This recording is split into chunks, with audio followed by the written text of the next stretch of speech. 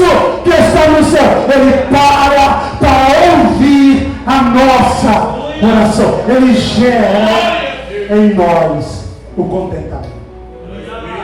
Agora olha, porque Paulo está demonstrando que quanto à vida do cristão, a embriaguez é o mal. Mas observe, porque nós, como servos de Deus, servas de Deus, claro que não temos o costume de nos entregarmos à bebida. Afinal, sabemos os males que isso causa.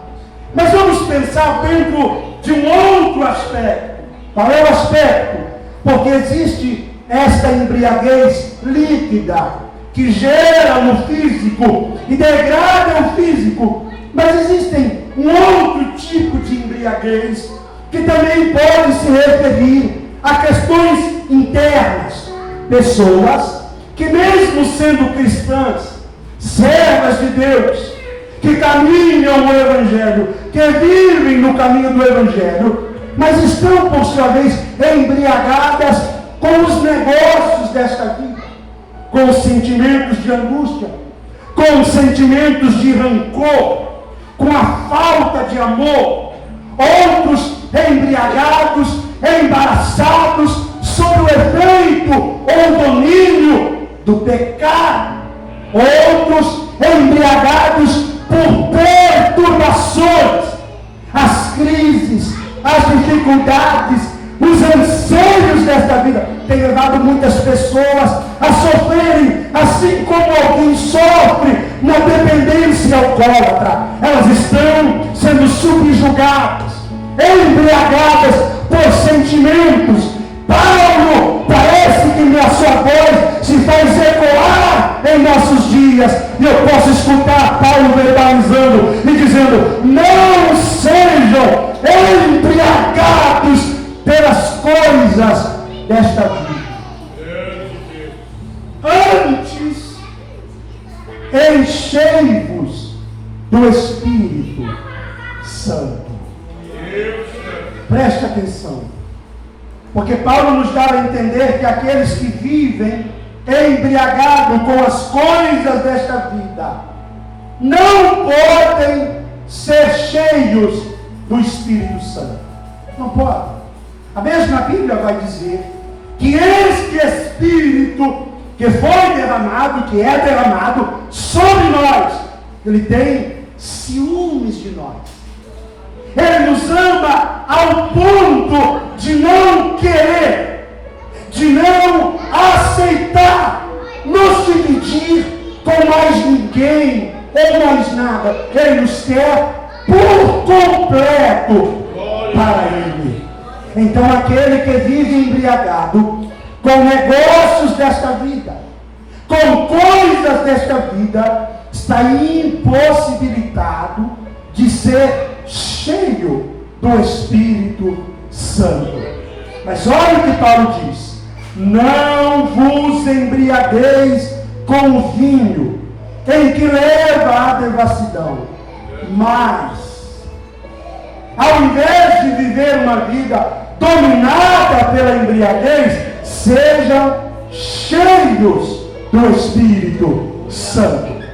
Ao invés de se deixarem ser efetuados, tomados, dominados por este sentimento, antes disso, sejam cheios do Espírito Santo.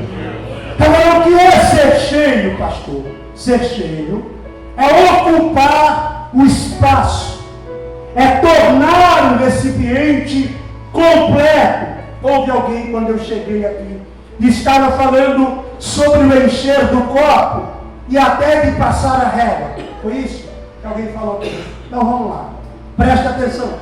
Nós só podemos encher um copo como esse se ele estiver vazio. Não se pode encher algo que já está ocupado por outra coisa. Não se pode colocar algo dentro de outro ambiente, de outro recipiente que já está completo por algo. Logo, a expressão de Paulo é essa: se há vazio entre vós, é que muitos pensam que podem ser preenchidos pela embriaguez. Não façam isso. Antes, sejam cheios do Espírito Santo. Permitam que o Espírito Santo encha vocês. Que não haja entre vós espaços vazios, mas que o Espírito Santo, ele tome o ambiente, o espaço vazio que há entre vós, de uma forma plena, completa, repleta, cheia e abundantemente cheia. Agora preste atenção, porque dentro da visão paulina, dentro da visão do apóstolo Paulo, não basta apenas não se embriagar. Não basta. Não basta dizer, eu não sou bêbado. Não basta dizer, eu não faço coisas erradas. Não basta dizer, eu não vivo sob o domínio de palavras ou sentimentos negativos. Paulo está dizendo, não se embriaguem, mas sejam cheios do Espírito Santo. Agora preste atenção. Se para Paulo, quem vive uma vida de embriaguez é pecado, importa-nos, meu pastor, entendermos que aqueles que não buscam serem cheios do Espírito Santo também estão cometendo um grave erro. Grave erro por quê? E pode ser que amanhã eu fale melhor sobre isso, porque o Espírito Santo nos foi dado justamente para nos ajudar nas nossas dificuldades, nas nossas crises, nas nossas lutas. É tão verdade isso aqui, que tem dias que nós estamos numa crise tão terrível.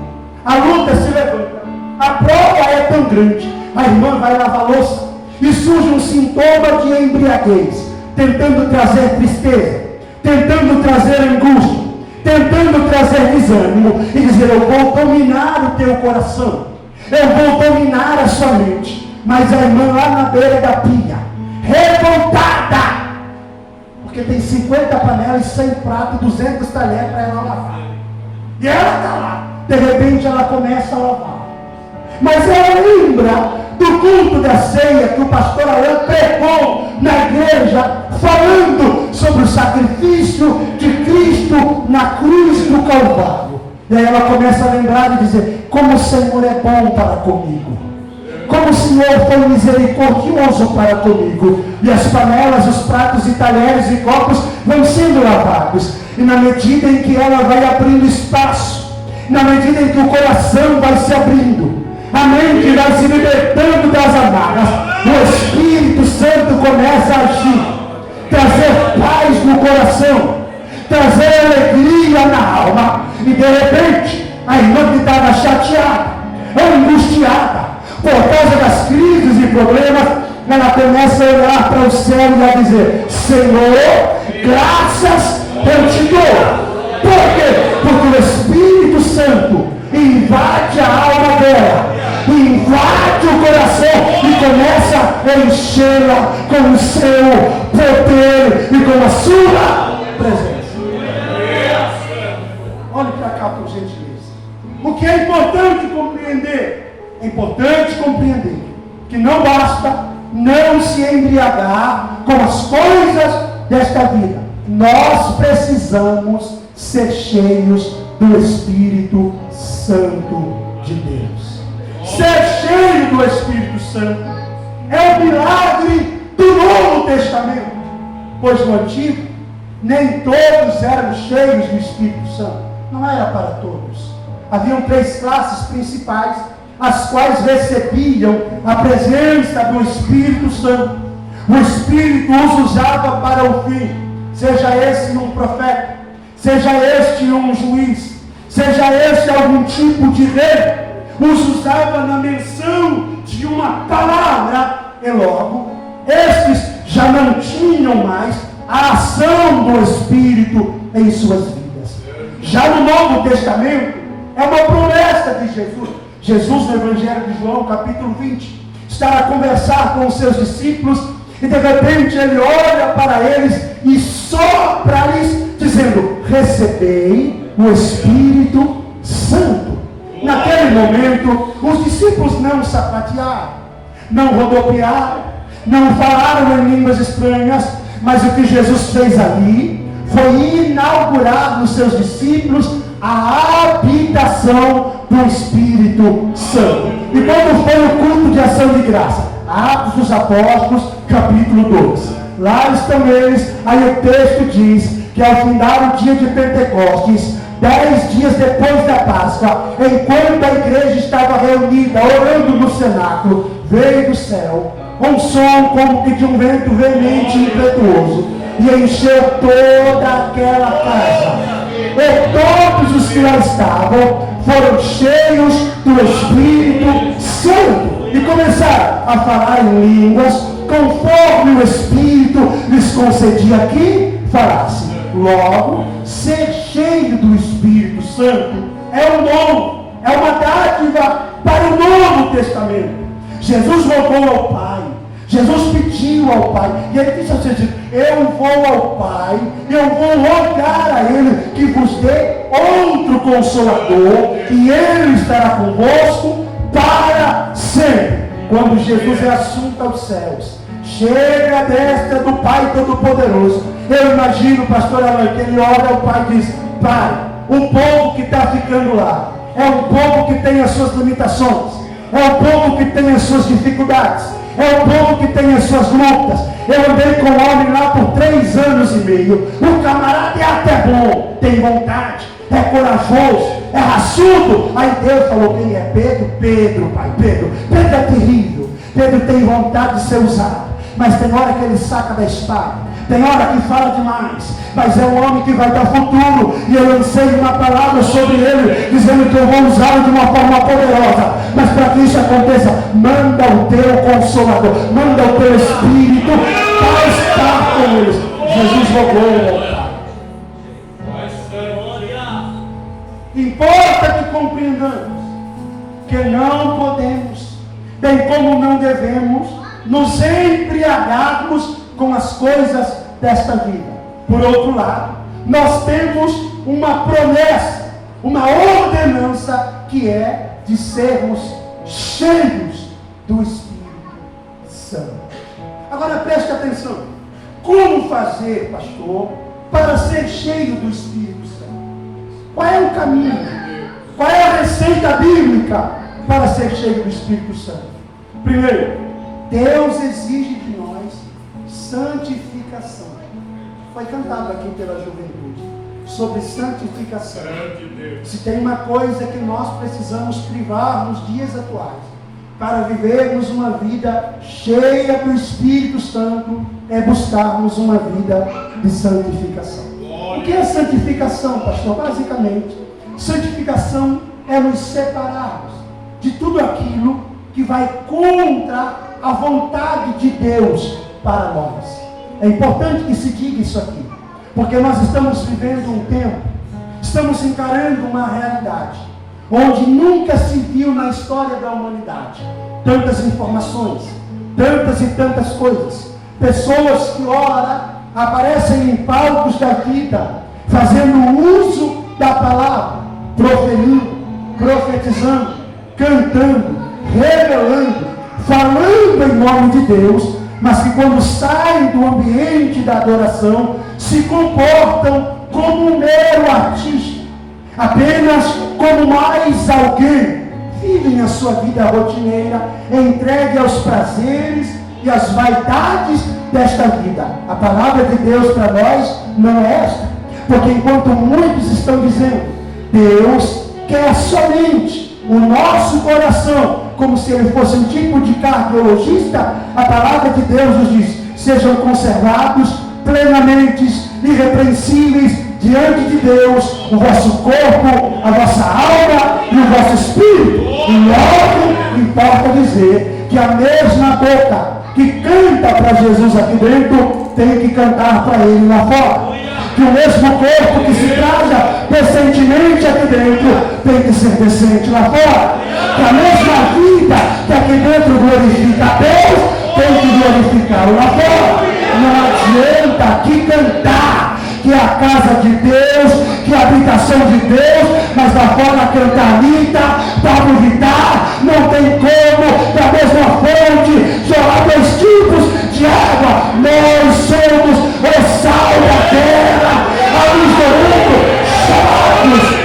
para a santificação.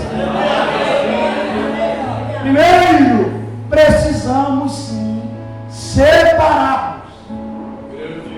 Precisamos sim sermos separados. O Espírito Santo não enche recipiente que já está cheio de alguma coisa. E eu vou falar uma verdade aqui. E eu peço que você não fique bravo, mas qualquer coisa no final você me procura. E me dá um abraço e fala: pastor, Jesus te abençoa. Vai ser uma bênção. Amém? Uma das grandes dificuldades nossa, no tempo atual, entre tantas e tantas informações, é que a gente vem para a igreja, que a gente vem para o ambiente da adoração, carregado. Não é carregado pelo Espírito, é carregado por um monte de coisa. Foi a semana toda maratonando na Netflix, foi a semana toda no Kawaii, foi a semana toda no tal do TikTok, foi a semana toda no tal dos Reels, foi a semana toda no tal das páginas do YouTube. É a semana toda a gente vivendo um envolvimento com as coisas dessa vida. Volto a dizer, não são pecado muitas delas. É por isso que o escritor aos Hebreus vai dizer sobre os embaraços que nos prendem. Embaraço ali não é pecado, são coisas que nos distraem, mas que podem nos levar ao pecado e que tão de perto nos tenta. Olha para cá, porque muitas vezes nós deixamos de nos santificarmos, porque a gente começa a se envolver, a gente começa a se entregar. Existe uma seta do diabo chamada nada a ver. Já ouviu ela? Tudo hoje está nada a ver, pastor. Não tem problema não. É melhor desse jeito aí, pastor. Não, pastor, tem nada a ver não. Tem problema não. Tem erro não. Deixa desse jeito. Deus está dizendo: eu não chamei crente para viver uma vida de nada a ver. Eu chamei crente, como disse o apóstolo Paulo aos Romanos no capítulo 12: rogo-vos, pois, irmãos,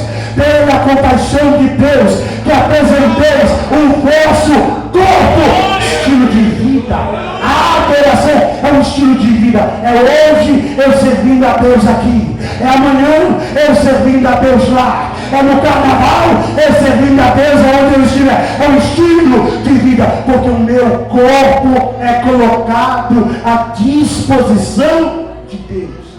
Ouça, quem aqui todo dia está no Salmo 120, alegrei-me quando me disseram 122, é isso? Quem aqui todo dia está alegre para vir para a igreja? Todo dia você fala assim: eu estou feliz porque hoje eu vou. Não, tem dia que a gente vem que é só nuvem. É amor, parece que tem um peso. A palavra que Paulo escreve: apresenteis o vosso corpo. Sabe aquele dia que você saiu cedo de fechado no trânsito? Você pensou em usar umas palavras pormenores bíblicas para xingar alguém? Porque crente é cheio, né? Nesse dia, deu briga, papagaio brigou com o periquito, brigou com o rato, brigou com o barata dentro de casa, aquela treta. E você fala: hoje tem tudo para mim não ir para a igreja. É conta, é gente, é problema, é filho, é um monte de coisa. Quando Paulo está dizendo: apresenteis o vosso corpo como sacrifício vivo, é como se Paulo estivesse dizendo: pega tudo isso aí, coloca na bagagem e continue apresentando o seu culto de adoração. Sabe o que é isso? A santificação. É quando eu digo: nada é mais importante na minha vida do que obter a presença e o relacionamento íntimo com o Senhor Deus Todo-Poderoso. Primeira coisa é a santificação. Nós precisamos buscar uma vida de santificação. Segundo, como ser cheio, pastor? Primeiro, ansiando em oração. Você já viu que tem gente que pensa, irmão, que vai ser cheio só ouvindo louvor?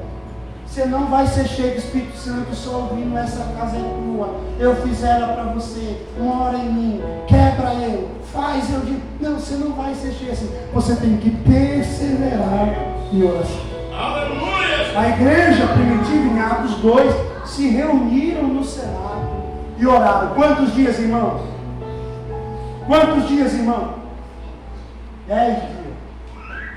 Aí hoje, irmão, a gente acha que é só vir na frente. O pastor Alain vai botar a mão na minha cabeça, eu vou ser cheio. A gente tem que pedir a Deus. Porque quando nós falamos com Deus, nós revelamos para Deus qual é o sentimento da nossa alma. Você tem que ansiar em oração.